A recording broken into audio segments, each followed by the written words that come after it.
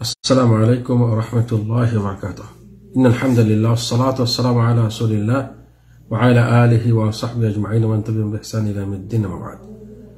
সম্মানিত ভিউয়ার্স, দর্শক শ্রোতাবৃন্দ, আমরা রাসূলুল্লাহ সাল্লাল্লাহু আলাইহি ওয়াসাল্লামের শামাইল, মহানবী সাল্লাল্লাহু আলাইহি ওয়াসাল্লামের বর্ণনা, দৈহিক বর্ণনা এর 4 নম্বর দার্সে আজকে আলোচনা করব।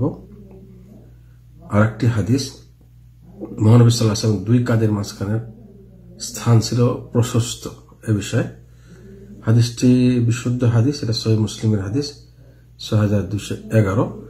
বারা ইবনে আযিব রাদিয়াল্লাহু তাআলা আনহু বর্ণিত, তিনি বলেন যে আমি কাঁধ পর্যন্ত লম্বা চুল বিশিষ্ট লাল চাদর এবং লাল লুঙ্গি পরিহিত অবস্থায় রাসূলুল্লাহ সাল্লাল্লাহু আলাইহি ওয়াসাল্লাম এর চেয়ে সুদর্শন কাউকে দেখিনি। অর্থাৎ মহানবী সাল্লাল্লাহু আলাইহি ওয়াসাল্লাম যখন লাল চাদর পরতেন এবং লাল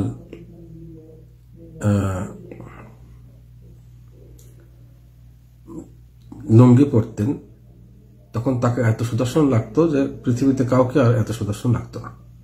এটা মহানবী সাল্লাল্লাহু আলাইহি ওয়াসাল্লামের দৈহিক বর্ণনা। এখানে রাবি আরো বলেন, বর্ণনাকারী, যে তার কেশগুচ্ছ ছিল কাঁধ বরাবর লম্বা ছিল। বিভিন্ন বর্ণনা বিভিন্ন রকম আসছে, কখনো কাঁধ বরাবর থাকতো, কখনো কানের লতি বরাবর, কখনো তাদের মাঝখানে মিডিয়াম, এমন ভাবে বিভিন্ন বর্ণনা পাওয়া যাচ্ছে।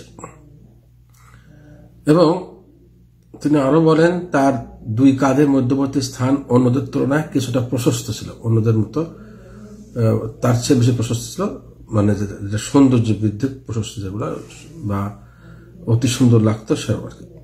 মানে সিনা লম্বা বা সিনা বড়, প্রশস্তটা বোঝা যাচ্ছে। তিনি অধিক খাটো এবং অধিক দীর্ঘাকৃতির ছিলেন না, অর্থাৎ খাটো না লম্বা না, তিনি মিডিয়াম আকৃতির ছিলেন। এখান থেকে বোঝা গেল মহানবী সাল্লাল্লাহু আলাইহি ওয়াসাল্লামের বর্ণনা আমরা যত শুনবো তত মহানবী সাল্লাল্লাহু আলাইহি ওয়াসাল্লামের ভালোবাসা বাড়বে এবং তাতে আমরা মহানবীর আনুগত্য উৎসাহিত হবো। আমরা আনুগত্য করবো মহানবী সাল্লাল্লাহু আলাইহি ওয়াসাল্লামের প্রত্যেকটি কাজ আমরা যেন ব্যক্তিগত, পারিবারিক, সামাজিক জীবনে নিজে আমল করতে পারি এবং অপরকে ওটা উৎসাহিত করতে পারি। আল্লাহ তাআলা আমাদের সবাইকে তৌফিক দান করুন। আসসালামু আলাইকুম ওয়া রাহমাতুল্লাহি ওয়া বারাকাতুহু।